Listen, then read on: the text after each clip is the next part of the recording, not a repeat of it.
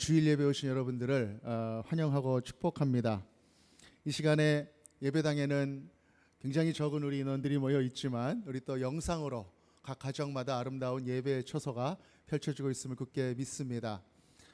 상황과 조건을 또 하나님께서 잠깐 흩으셔서 우리로 하여금 예배의 마음을 다시 점검하게 하시고 또 하나님을 더욱더 깊이 바라보게 하시는 귀한 시간인 줄로 굳게 믿습니다.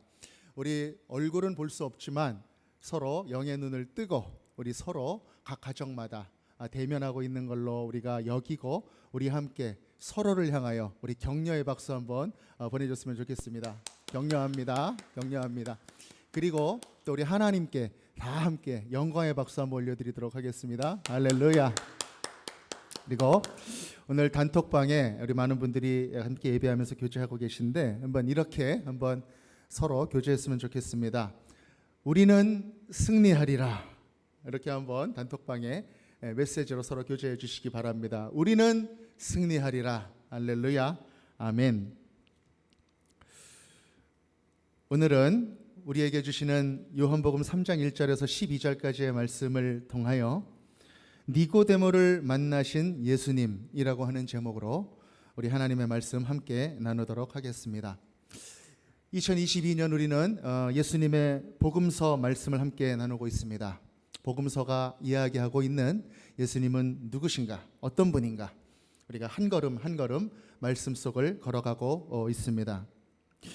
특별히 여러분들 눈치채셨겠지만 우리가 설교를 준비할 때 예수님의 그 공생의 순서대로 설교 일정을 잡고 계속 준비를 하고 있습니다.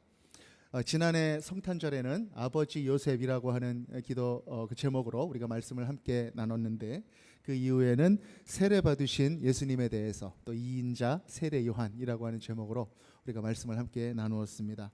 그 이후에 또 인간으로 오셔서 시험 당하신 예수님, 그리고 말씀이 육신이 되어 이 땅에 오신 예수님, 그리고 은혜와 진리로 오셔서 모든 율법을 사랑으로 완성하신 그 예수님에 대한 말씀을 우리가 함께 나누었습니다.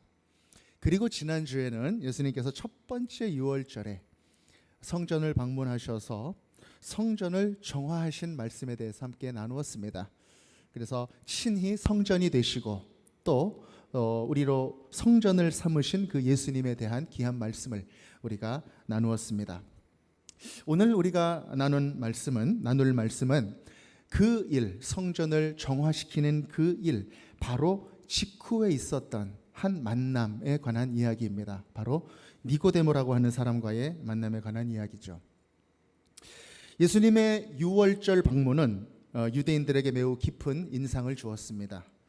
성전을 예수님께서 뒤엎은 일도 그랬지만 요한복음 3장 23절에서 25절까지 말씀을 보면 예수님이 계속 예루살렘에 머무시면서 계속 그 표적을 행하셨기 때문에 그랬습니다. 예수님이 행하시는 그 표적을 보고 많은 사람들이 예수님을 따랐습니다. 그 이름을 믿었습니다. 그런데 예수님께서는 그 사람들을 신뢰하지 않았습니다. 왜냐하면 그들의 따름은 표적을 쫓는 것이었지 깊은 영적인 믿음이 아니었기 때문에 그랬습니다. 그래서 겉으로는 다 비슷해도 그 마음을 바라보니 예수님이 보실 때 신뢰할 만한 것도 없고 의탁할 만한 것도 없었다. 그래서 사람들을 그렇게 신뢰하거나 의탁하지 않았다. 그렇게 말씀하고 있습니다. 겉으로는 다 비슷해 보이는 신앙 같아도 보이는 것을 쫓아가는 믿음이 있고 또 보이지 않는 것을 쫓아가는 그런 믿음이 있는 것입니다. 우리가 사는 이 세상에는 두 가지 세계가 있습니다. 하나는 물질적인 세계요, 또 하나는 영적인 세계다. 이렇게 말씀을 드릴 수 있는 것이죠. 여러분, 이 물질이라는 것이 무엇입니까? 바로 눈에 보이는 것, 우리가 손으로 이렇게 잡을 수 있는 것, 과학으로 이렇게 설명하고 이론으로 정의 내릴 수 있는 그 무엇, 그것을 우리가 물질이다. 그렇게 이야기할 수 있습니다. 그런데 이것 말고 영적인 세계가 있는 것입니다. 눈으로 보이지도 않고 손으로 만질 수도 없고 또 이성적으로, 이론으로, 과학으로 설명할 수는 없지만 뭔가 분명히 존재하고 있는 그 세계, 바로 그것이 영적인 세계다라는 것이죠. 길이가 얼마고 성분이 뭐로 되어 있고 언제부터 언제까지 있었고 그런 설명이 되지 않는 것입니다. 물질을 설명하는 그 방법으로는 설명이 되지 않는 그 세계, 그러나 분명히 존재하고 있는 그 세계가 바로 영적인 세계다라는 것이죠. 세상에는 이 영적인 세계를 바라보며 살아가는 사람이 있고 그것을 바라보지 못하고 물질적인 세계만 이렇게 바라보며 살아가는 그런 사람들이 있다라는 것입니다. 하나님의 말씀의 시작인 창세기는 그 시작부터 이 세상에는 물질이라고 하는 이 세상 이전에 바로 영적인 존재이신 하나님이 먼저 계셨다라는 것을 선포하면서 하나님의 말씀이 시작되고 있는 것을 봅니다. 이 물질보다 영이 더 선재하였다라고 하는 것입니다. 하나님은 눈에 보이지도 않고 형상도 없고 그런 존재이시지만 하나님은 살아계신 하나님이시고 이 세상을 창조하신 그런 하나님이시고 바로 영이신 하나님이시다라고 하는 것입니다. 바로 우리가 하나님을 믿는다고 하는 것은 이 영적인 존재, 영이신 하나님을 믿는다라고 하는 것이죠. 인간은 이 하나님을 닮아서 또 영적인 존재입니다. 우리가 우리 몸을 이루고 있는 이 육신을 생각해 보면 사실은 이 육신도 물질이죠. 물질로 다 나눠 가지고 이렇게 따져 보니 어떤 과학자가 그런 글을 쓴 것을 보았습니다. 다 합쳐 가지고 몸을 이루고 있는 수분, 각종 물질 이런 것들을 다 해서 가치를 따져 보니까 미국 달러로 1불이 채 되지 않는다라고 하더라고요. 1,000원이 채 되지 않는 그런 가치다. 그렇게 인간의 육체에 대한 가치를 이야기하는 것을 보았습니다. 그러나 이 인간이라고 하는 본질은 그 물질에 있는 것이 아니라 바로 그 영적인 것에 있다라고 하는 것이죠. 영적인 존재가 바로 인간이다라는 것입니다. 그래서 인간은 이 영적인 세계, 영적인 존재를 감지할 수 있는 그 존재다라고 하는 것이죠. 바로 그것이 동물과 다른 점이다라는 것입니다. 여러분, 동물은 어떻습니까? 여러분 집에서 애완 동물 기르는 분들도 좀 있으실 텐데 동물도 지능이 있고 또 감정도 있다 그렇게 이야기를 많이 합니다. 제가 개를 기르는 친구가 한 명 있는데요. 그 친구와 통화 중에 그 친구가 그런 말을 하는 걸 제가 한번 들었습니다. 개만도 못한 사람이 굉장히 많아. 차라리 개가 나아. 이렇게 이야기하는 제 친구의 말을 들었습니다. 여러분 어떻게 생각하십니까? 좀 동의가 좀 되십니까? 네, 동의가 되는 말이죠. 이 말이 동의가 된다면 그럼 이 말은 칭찬일까요? 아닐까요? 너는 개 수준 정도는 돼. 응? 개하고 좀 비슷해. 이렇게 이야기를 한다면 그럼 그것은 칭찬일까요? 아닐까요? 보통 이 말은 욕할 때 주로 사용하는 그런 말인 것 같습니다. 여러분 우리가 개만도 못하다라는 말을 가만히 생각해 보면 이미 그 말 자체에 인간은 개보다 나은 존재다라고 하는 그 뜻이 이미 들어있다라고 하는 것이죠. 개들도 생각이 있고 또 주인도 알아보고 또 감정도 있습니다. 그런데 개는 먹을 것을 주고 배가 부르고 또 자기를 쓰다듬어 주고 그래 편안함을 주는 그 사람, 거기까지만 충성을 하는 것입니다. 물질적인 만족이 있을 때까지만. 개는 영원을 생각할 줄 모르는 것입니다. 자기가 당하고 있는 고통, 고난, 그것의 깊은 의미를 묵상할 수 없는 존재다라는 것이죠. 오직 영적인 존재만 그것이 가능하다라고 하는 것입니다. 하나님은 인간에게 영혼을 사모하는 그 마음을 주셨습니다. 육적인 것이 내게 채워져도 여전히 채워지지 않는 그 무엇이 사람 안에 있다라는 것이죠. 예수를 믿든지 안 믿든지 인간 안에는 그 영원한 것을 사모하는, 추구하는 그러한 마음이 들어있다라는 것입니다. 그것은 바로 영적인 것으로만 채워질 수 있는 그런 마음인 것이죠. 사람들은 그 영적인 것이 채워지지 않을 때 방황합니다. 그것을 채우기 위해서 이리저리 막 찾아 헤맵니다. 진리를 찾아 헤매이기도 하고 또 자기의 근원을 찾아서 헤매이기도 합니다. 뭔가 깊은 내면을 채울 만한 그 무엇, 그 영적인 니즈를 채워줄 만한 그 무엇을 찾아 헤매는 것이죠. 요즘 젊은 사람들은 또 무엇에 열광합니까? 아이돌에 열광해서 그 부분을 채우기도 하고, 또 어떤 사람에게는 내가 믿고 따를 만한, 내가 내 일생을 바칠 만한 신념이나 어떤 주의, 그런 사상을 찾아서 헤매이기도 합니다. 요즘은 어떤 스포츠나 어떤 개인의 특이한 취미에 아주 열광적으로 헌신하기도 하는 것이죠. 예수님을 믿든지 안 믿든지 이렇게 영혼을 사모하는 영적인 마음을 우리에게 주신 이유가 무엇일까? 바로 우리 하나님을 알려면 그러한 마음이 필요하기 때문에 그런 것입니다. 영이신 하나님, 눈에 보이지도 않고 또 잡히지도 않고 형상도 없는, 도무지 우리가 물질적인 설명 방법으로는 설명할 수도 없는 그 하나님, 그 하나님을 알려면 우리가 영적인 것, 그 영원한 것을 사모하는 그러한 마음이 우리 마음 가운데 있어야 된다라고 하는 것입니다. 그것이 기본적으로 우리 마음속에 들어있는 이유, 바로 그것이 인간이 동물과 다른 점이다라고 하는 것이죠. 예수님은 이 세상에 오셨을 때 사람들에게 영적인 하늘나라의 비밀들을 알려주셨습니다. 바로 하나님 나라의 그 비밀들, 영이신 하나님과 그리고 하나님 안에 있는 그 생명을 전하신 것입니다. 그런데 사람들이 그것을 이해를 하지 못했습니다. 영적인 일들을 예수님께서 말씀하시면 자꾸 그거를 자신들이 이해할 만한 육적인 것으로 이해하는 것입니다. 표적을 보고 예수님을 따랐던 사람들이 바로 그런 사람들이었습니다. 그 유대인들, 예수님이 행하신 그 눈으로 볼 수 있는 그 일 자체만을 따랐던 사람들, 그 사람들의 신앙은 영적인 신앙이 아니라 바로 물질적인 신앙이었다라고 하는 것입니다. 육적인 신앙이었다라는 것이죠. 그래서 예수님께서 그들을 신뢰하지 않았다는 것이죠. 오늘 예수님을 찾아온 그 니고데모 역시 바로 그런 사람 중에 하나였다라는 것입니다.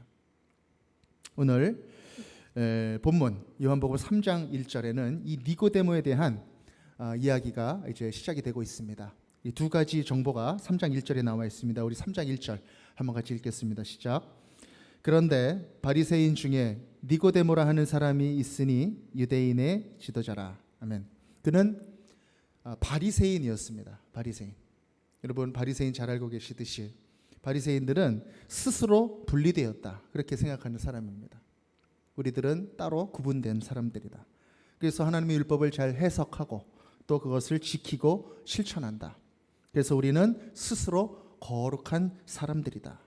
그렇게 유대인들 중에서도 특별히 구분됐다, 분리된 사람들을 이 바리새인들이다, 우리가 그렇게 알고 있는 것이죠. 두 번째, 또 어떤 이야기가 나와 있습니까? 유대인의 지도자였다, 이렇게 말하고 있습니다. 이 지도자라고 하는 말을 아무한테나 붙였던 말이 아니라 바로 유대인의 그 자치기구였던 산헤드린 공의회, 거기에 멤버였다라고 하는 뜻입니다. 지도자라고 하는 말. 대제사장이 그 맨 위에 의장으로 있었고요. 그 밑에 사두개인들, 또 바리새인들, 또 율법학자들, 또 엘더들, 장로들, 또 서기관들, 모든 사람들이 이렇게 모여서 한 71명 정도로 구성이 됐었던 그러한 공의회였습니다. 유대인들의 여러 가지 종교, 또 행정적인 일들, 법적인 일들을 판정하고 또 집행할 수 있었던, 사형만 빼고 다 집행할 수 있었던 그러한 기구가 바로 산헤드린 공의회였죠. 여기에 멤버였다. 바리새인들 중에서도 뽑혀서 그런 멤버였다라고 하는 뜻은 바로 그 민족들 사이에서 지도자급이었다라고 하는 뜻입니다. 지금으로 말하자면 한 국회의원 정도 된다고 할까요? 아니면 대법관 정도 된다고 할까요? 그 정도 의미였다라고 하는 것이죠. 지도자였고 권위도 있고 또 학식도 있고 재력도 있는 그러한 사람이 바로 니고데모였다라는 것입니다. 근데 그가 밤에 지금 예수님을 찾아온 것입니다. 나름대로 높은 위치였기 때문에 사람들의 눈을 피해서 밤에 찾아온 것인가? 이 방문이 매우 특별한 방문이기는 합니다. 왜냐하면 당시에 율법에 대한 전문가가 소위 사람들 사이에서 이렇게 인기가 있어서 이렇게 주목을 받게 된 한 유랑 선생 정도 된다 그럴까요? 그 사람을 지금 찾아온 것이죠. 굳이 또 다른 비유를 해보자면은 유명한 대학의 한 유명한 교수가 한 일타 강사를 좀 찾아왔다고 할까요? 어떤 그러한 의미인 것입니다. 고수가 하수를 지금 밤에 이렇게 찾아온 것입니다. 그리고 그 사람도 그냥 보통 사람이 아니라 성전에서 난동을 부린 그런 사람이었다라고 하는 것이죠. 그 사람을 지금 찾아온 것이죠. 그 이유가 무엇인가? 3장 2절 함께 읽겠습니다. 시작. 그가 밤에 예수께 와서 이르되 라삐여 우리가 당신은 하나님께로부터 오신 선생인 줄 아나이다. 하나님이 함께 하시지 아니하시면 당신이 행하시는 이 표적을 아무도 할 수 없음이니이다. 아멘. 예수님께서 성전을 뒤엎으신 다음에 예루살렘에서 행하신 표적을 이 사람이 본 것입니다. 그것을 보고 예수님이 하나님하고 관련되어 있는 사람인 것 같다. 범상하지 않은 사람이다. 그렇게 생각하고 이 예수님에 대한 관심이 생겼습니다. 그래서 이 예수님을 찾아왔습니다. 그리고 어떻게 불렀습니까? 라삐어, 그리고 선생 이렇게 호칭하면서 그렇게 예수님을 찾아온 것이죠. 이 2절 말씀을 우리가 깊이 살펴보면 그 니고데모의 그 속 상태, 마음 상태를 좀 알 수가 있습니다. 첫 번째, 그는 하나님을 아는 사람이었습니다. 하나님을 아는 사람. 그렇죠? 그리고 하나님으로부터 올 것, 하나님의 영향력을 기대하고 기다리는 그런 사람이었다라고 하는 것입니다. 그리고 그가 자신의 체면이나 어떤 여러 가지 그런 것들을 그런 것들이 그에게 있어서 결정적인 걸림돌이 되지 않고 이 밤에 그 사람을 찾아올 정도로 적극적이기도 하고 또 진지하기도 하고 또 종교적이기도 한 그런 사람, 호기심도 있었던 바로 그 사람이 바로 이 니고데모였다라고 하는 것입니다.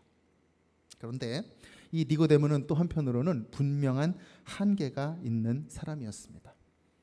그는 영적인 신앙인이 아니라 바로 육적인 신앙인이었다라는 것입니다.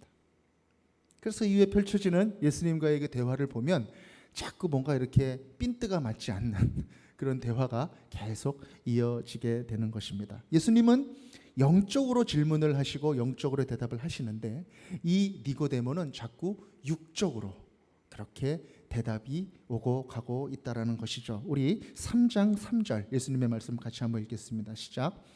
예수께서 대답하여 이르시되 진실로 진실로 내게 이르노니 사람이 거듭나지 아니하면 하나님의 나라를 볼 수 없느니라.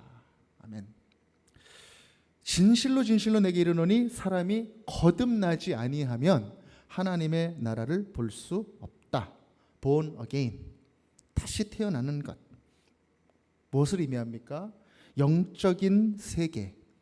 내가 지금까지 알지 못했던 그 세계, 그 세계를 네가 발견하고 그 안에서 네가 다시 한번 태어나야 한다라고 하는 그런 의미죠. 새로운 삶을 시작해야 된다라고 하는 그런 의미, 새로워져야 된다라고 하는 그 의미인 것입니다. 그러니까 born again의 의미도 있지만 born anew라고 하는 그런 의미가 있는 것이죠. 이 거듭난다라고 하는 이 말의 헬라어는 아노센이라고 하는 말을 사용했습니다. 거듭이라고 하는 말이죠. 거듭난다.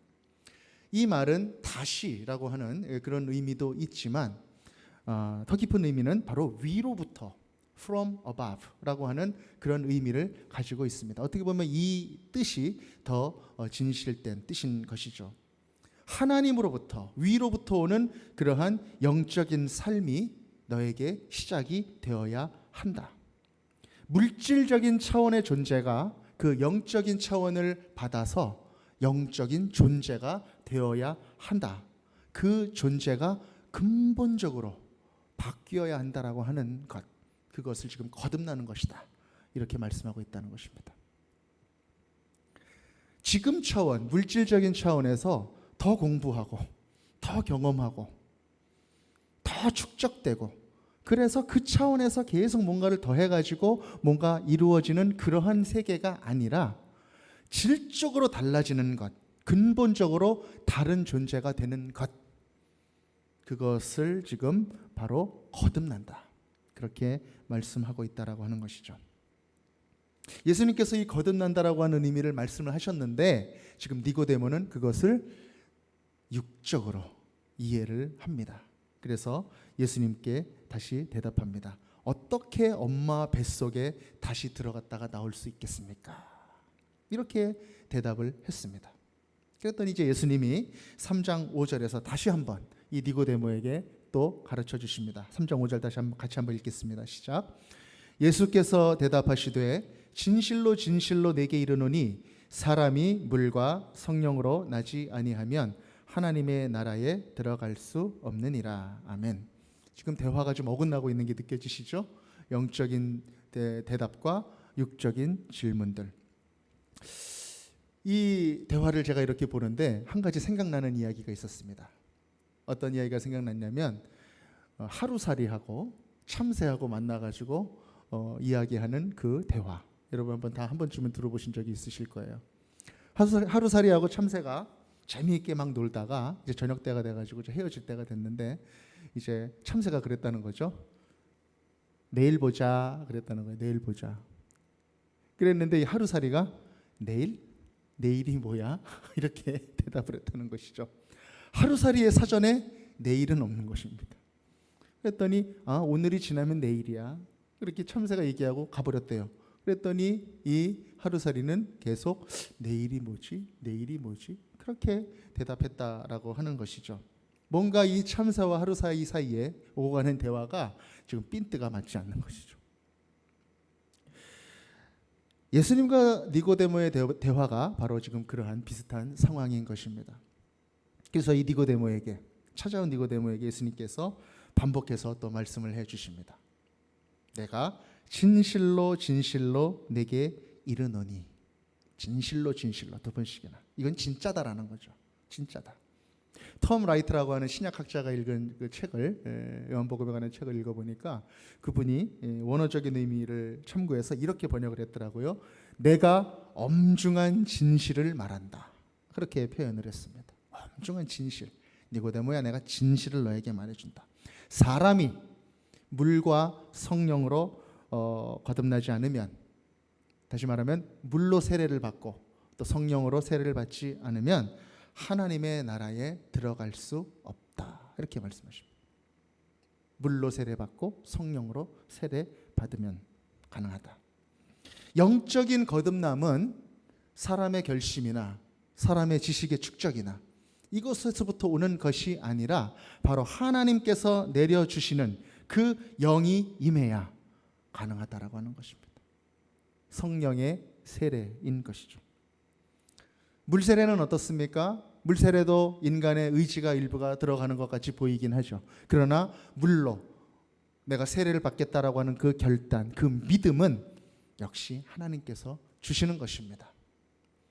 그 물 세례보다 더 깊은 성령의 세례, 그 깊은 속사람의 변화는 바로 하나님의 영이 그 사람에게 오셨을 때, 하나님의 주권적인 영의 역사가 그 사람에게 임했을 때 바로 그 영적으로 거듭나는 것이 가능하다라고 하는 것입니다.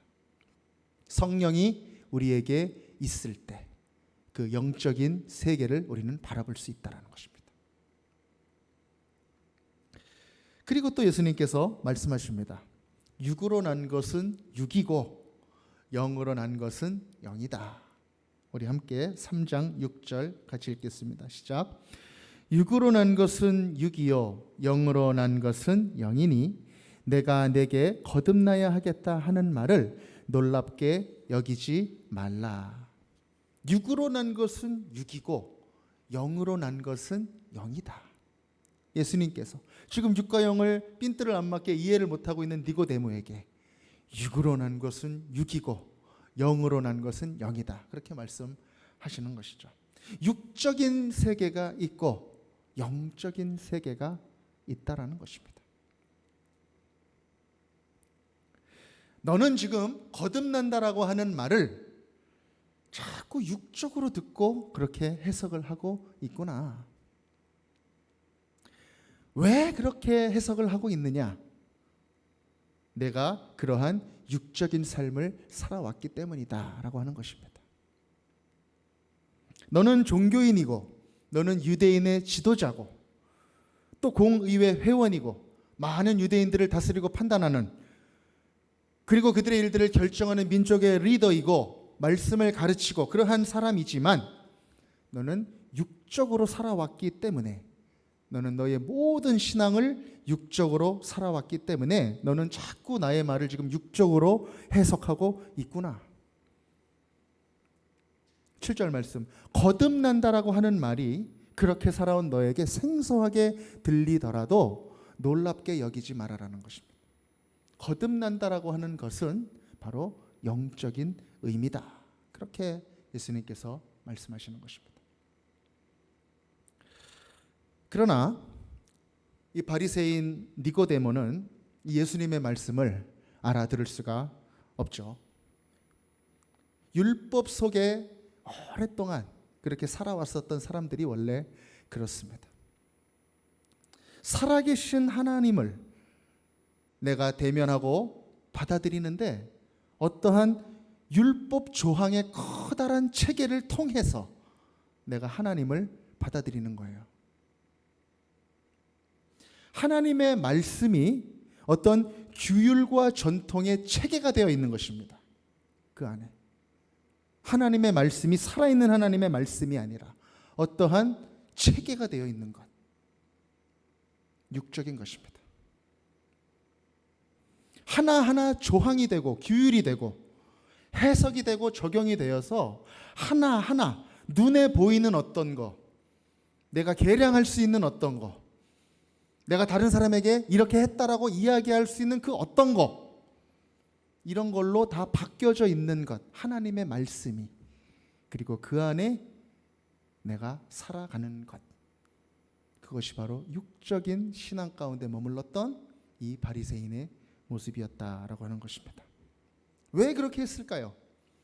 눈에 보이지 않으면 내가 만족되지 않기 때문에, 눈에 보이지 않으면 소통이 안 되는 것 같기 때문에, 그 안에 내가 숨게 되는 것입니다. 내가 인정할 수도 없고 만족할 수도 없는 그것이 아니라 영적인 하나님의 존재를 바라봐야 하는데 그렇게 하지 못했던 것, 바로 이 바리새인과 유대인의 한계였던 것이죠. 그래서 자꾸 이 바리새인들은 자기가 이해할 수 있는 그러한 걸로 자꾸 계속 치환을 하는 거예요. 하나님의 말씀들을. 그것이 바로 바리새인들의 한계였던 것입니다. 그 바리새인 니고데모를 향해서 지금 예수님은 말씀하는 것이죠. 니고데모야, 영이신 하나님을 회복하여라. 하나님의 영적인 존재이심을 내가 깊이 이해하고 받아들여라. 그렇게 지금 예수님께서는 말씀하고 계시다라는 것이죠. 그것을 이상하거나 어렵게 놀랍게 여기지 말아라 라고 하는 것입니다. 그래도 이 니고데모가 아리송한 표정을 준 것 같습니다. 그래서 예수님께서 이 니고데모에게 이 영적인 세계, 이것을 설명하시기 위해서 이 바람에 대한 이야기를 꺼내십니다. 우리 같이 한번 또 읽겠습니다. 요한복음 3장 8절 말씀 읽겠습니다. 시작. 바람이 임의로 불매 내가 그 소리는 들어도 어디서 와서 어디로 가는지 알지 못하나니 성령으로 난 사람도 다 그러하니라. 아멘. 바람이 임의로 불매 내가 그 소리는 들어도 어디서 와서 어디로 가는지 네가 알지 못한다. 성령으로 난 사람들도 그러하다. 이렇게 말씀하시는 겁니다. 바람이 있습니까? 네, 있습니다. 바람이 어디서 시작되는지 여러분 아십니까? 아니요, 모릅니다. 그런데 바람은 있습니까? 있습니다. 어디서 시작되는지도 모르고 어디서 끝나는지도 모르기 때문에 설명할 수 없지만 그 바람은 있습니다. 바로 성령이 그렇다라고 하는 것입니다. 성령. 시작도 모르고 끝도 모르지만 성령은 반드시 분명히 존재하고 있다라고 하는 것입니다. 그 시작과 끝, 물질을 설명하듯이 그것을 설명할 수는 없지만 이 성령은 존재하고 계시다라고 하는 것입니다. 이 성령을 뜻하는 히브리어 루아흐, 또 헬라어 푸뉴마, 이 모든 단어들이 이 다 바람이라고 하는 뜻을 다 가지고 있다라고 하는 것이죠. 바람은 때로는 강하게 붑니다. 아주 강하게 바람이 불 때가 있습니다. 그리고 이 바람이 때로는 아주 부드럽게 불면서 지나갈 때가 있습니다.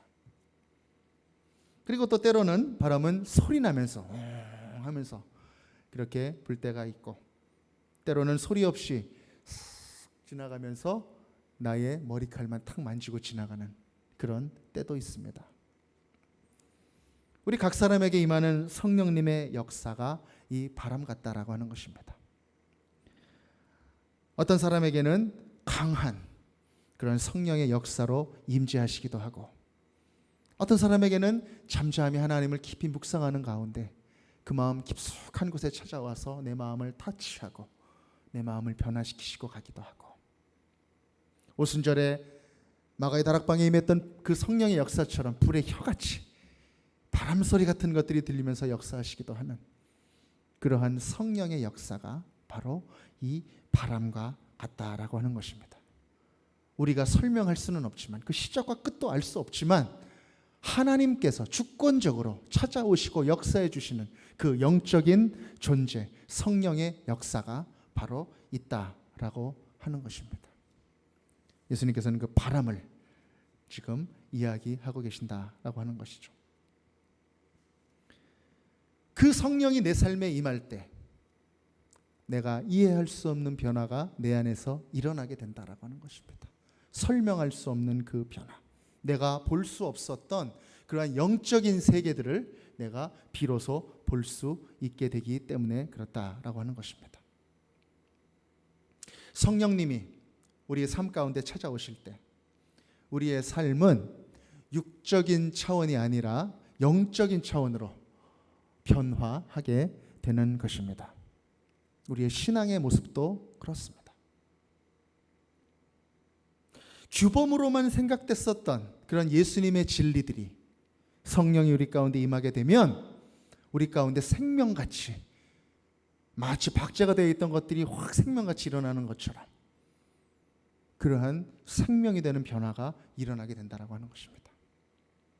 말씀을 읽어도 그냥 문자같이 느껴졌었던 그러한 말씀들이 하나님의 영이 그 안에 임하게 되면 바로 예수님의 육성같이 그렇게 우리에게 들려지게 되고 느껴지게 된다라고 하는 것입니다. 고난 중에 우리가 처해 있을 수 있습니다.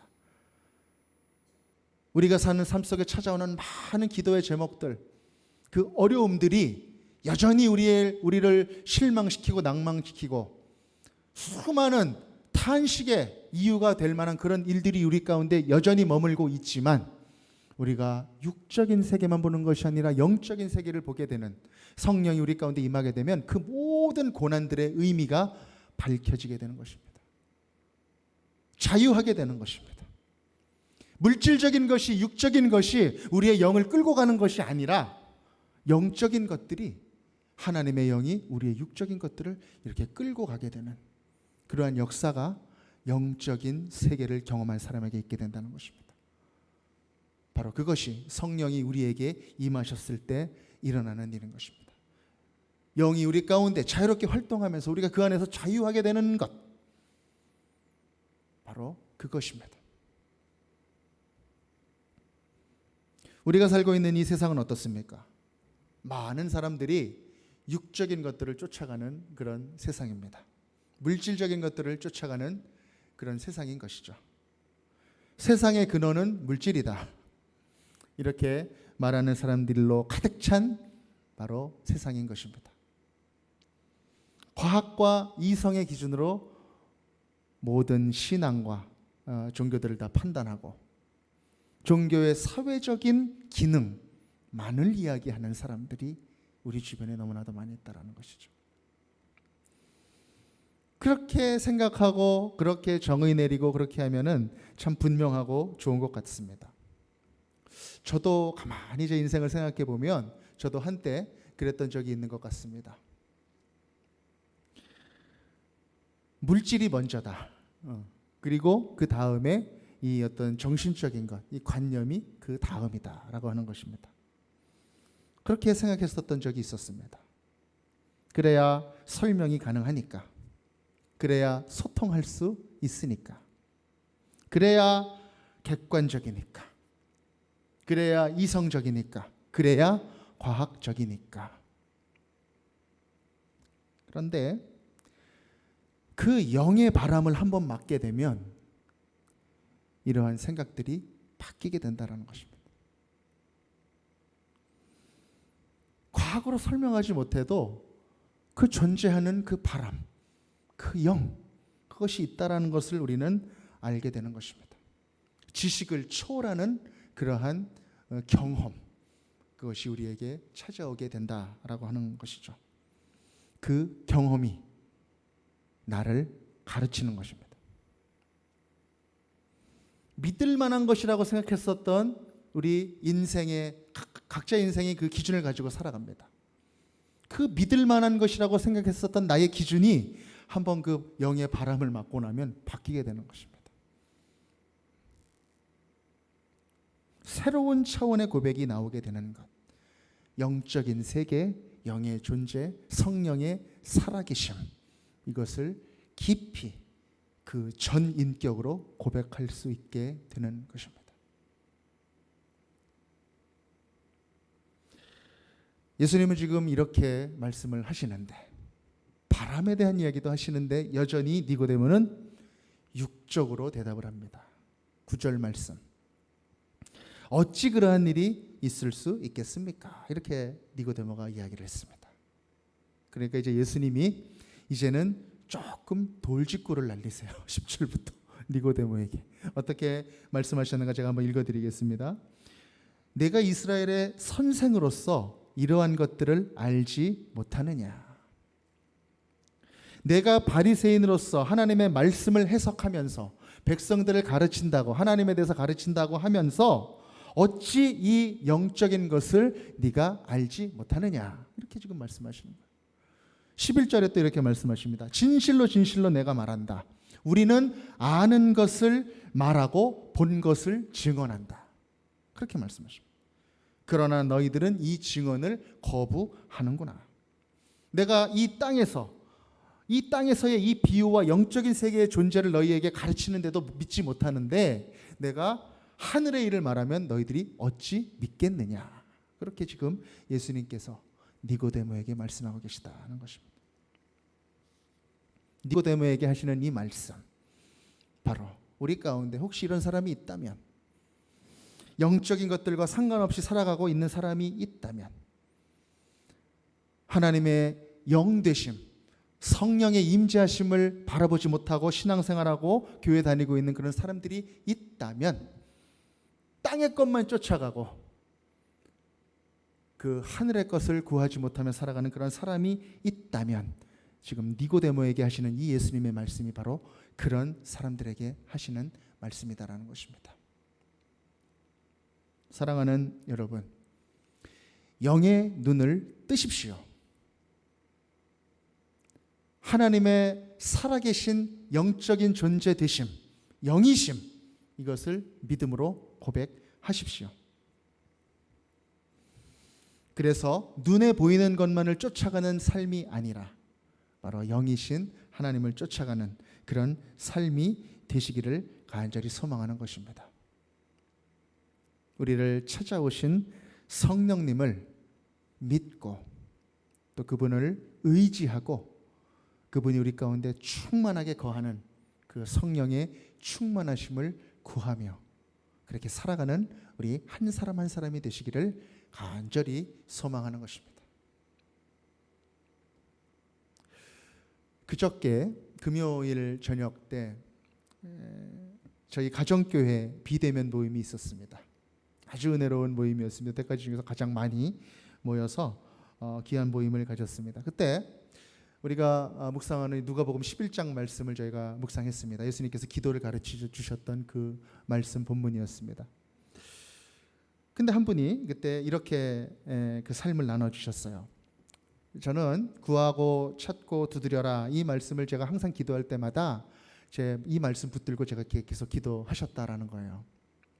그러면서 기도를 이렇게 해왔는데 11장 13절 말씀에 보니 예수님이 그렇게 말씀하셨다라는 거죠. 너희가 악할지라도 좋은 것을 자식에게 줄 알거든 하물며 너희 하늘 아버지께서 구하는 자에게 성령을 주시지 않겠느냐, 이렇게 말씀을 하시는 그 말씀을 읽었다는 것입니다.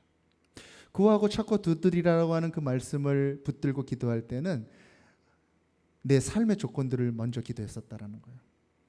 자녀들을 위해서, 내가 필요한 것들, 내 보이는 세상 속에서 내가 구하는 것들을 먼저 기도했었다라는 거예요. 근데 예수님께서 말씀하실 때 구하는 자에게 성령을 주시지 않겠느냐, 이 성령에 대한 이야기를 하시고 계시다는 것입니다. 그러면서 내가 성령을 먼저 구해야 되는데 그렇지 못했던 것을 회개합니다, 그렇게 말씀을 하시는데 다 이게 비대면으로 모였던 분들이 다 감동을 받았어요. 너무 큰 감동을 받았습니다. 우리가 그래서 성령을 먼저 구하는 그러한 우리 한 사람 한 사람이 되게 하여 주옵소서, 그렇게 기도를 하고 은혜롭게 마쳤던 그 모임이, 가정교회 모임이 바로 그저께죠. 금요일에 있었습니다. 그렇습니다, 여러분. 우리가 성령을 구하고 성령의 눈으로 우리가 모든 것들을 바라볼 때 우리에게 다가와 있는 모든, 우리가 눈으로 볼 수 있는, 귀로 들을 수 있는 이 모든 것들의 진정한 의미가 비로소 밝혀지게 되는 것입니다. 나의 삶의 조건들, 나의 육적인 모든 환경들, 내게 있는 고난과 고통의 그 의미까지 바로 이 성령이 우리 안에 있을 때, 오셨을 때 분명하게 그 의미가 밝혀지게 된다라고 하는 것입니다. 밝혀질 뿐만 아니라 그 성령님의 손 붙들고 우리가 나끈히 극복할 수 있게 되는 것입니다. 그리고 담대하게 그 영적인 하나님의 그 살아계신 하나님의 그 생명으로 우리가 나아갈 수 있게 되는 것입니다. 오늘 이 말씀을 함께 나누는 우리 모두가 이 축복의 삶, 영생의 삶으로 나아갈 수 있게 되기를 우리 구주 예수 그리스도 이름으로 간절히 축원합니다. 예수님과 니고데모가 이렇게 만났는데 이 만남 후에 이 니고데모는 어떻게 되었을까요? 여러분, 이 니고데모는 바리새인이었는데 이 바리새인들이 예수님을 잡아 죽이려고 막 그랬을 때 그 무리에 또 한 사람이 돼가지고 그냥 니고데모는 또 바리새인들 같이 그렇게 되었을까요? 그렇지는 않았던 것 같습니다. 어떻게 보면 예수님께서 돌직구를 날리셨던 이 말씀들이 바리새인 지도자 니고데모에게는 조금 모욕같이 들렸을 수도 있을 것 같습니다. 그러나 이 니고데모는 그러한 예수님의 말씀을 경청한 것 같습니다. 진지하게 들었던 것 같습니다. 그리고 돌아가서도 깊이 생각했었던 것 같습니다. 한밤중에 찾아왔었던 이 니고데모의 방문을 다른 제자들은 못 본 것 같아요. 요한만 본 것 같습니다. 그래서 요한복음에만 이 말씀을 기록하고 있습니다. 그리고 이 사도 요한은 그 복음서에 2번 더 이 니고데모에 대해서, 바리새인 니고데모에 대해서 기록을 하고 있는 것을 보게 됩니다. 7장에 보면 7장 50절에 이런 말씀이 있어요. 그 중에 한 사람 곧 전에 예수께 왔던 니고데모가 그들에게 말하되 우리 율법은 사람의 말을 듣고 그 행한 것을 알기 전에 심판하느냐. 바리새인들과 대제사장이 율법을 지키지 않는 예수 그리스도를, 예수님이 이제 마지막 해입니다. 공생의 마지막 해. 갈등들이 막 깊어지고 있을 때 잡아와라. 어떻게 해서든지 빨리 잡아와야 되겠다. 그러면서 막 얘기를 하고 있을 때 그들의 모임 가운데 니고데모가 딱 일어나서 이 말을 하는 거예요. 우리 율법은 사람들의 말을 듣고 그 행한 것을 알기도 전에 심판하느냐? 그렇게 스스로를 돌아보고 자신의 율법 공동체들을 되돌아보는 예수님을 변호하는 입장에 니고데모가 서 있는 것을 요한은 지금 이야기한다는 것입니다. 그리고 또 요한복음 19장 39절에 보면 예수님이 십자가에 달려서 돌아가신 후에 이 니고데모가 몰약과 침향 섞은 그 사람을 장사 지낼 때 사용하는 그 약품을 가지고 와서 또 봉헌합니다. 그것이 양이 굉장히 많아서 일반 노동자의 100년치 품삯이었다고 합니다. 그것을 예수님께 드리는, 예수님의 그 말씀을 기억하고 이해는 되지 않았을지 모르지만 그의 일생 가운데 그 말씀을 붙들고 예수님을 존귀하게 여겨서 그의 삶의 한계에도 불구하고 예수님을 쫓아갔었던 그 사람이 바로 니고데모였다라고 하는 것입니다. 영적으로 거듭나라, 그렇게 말씀하셨던 예수님의 말씀을 붙들고 나아갔던 사람이다라고 하는 것입니다. 오늘 니고데모에게 말씀하신 예수님의 이 말씀, 그 말씀을 예수님께서 우리에게 동일하게 하고 계십니다. 거듭나라, 영적으로 거듭나라. 그리고 육으로 살아가는 인생이 아니라 영을 바라보며 영적인 세계를 바라보며 살아가는 그런 인생이 되어라. 오늘 예수 그리스도의 말씀 앞에 겸손히 서는 우리 한 사람 한 사람이 되기를 바라는 것입니다.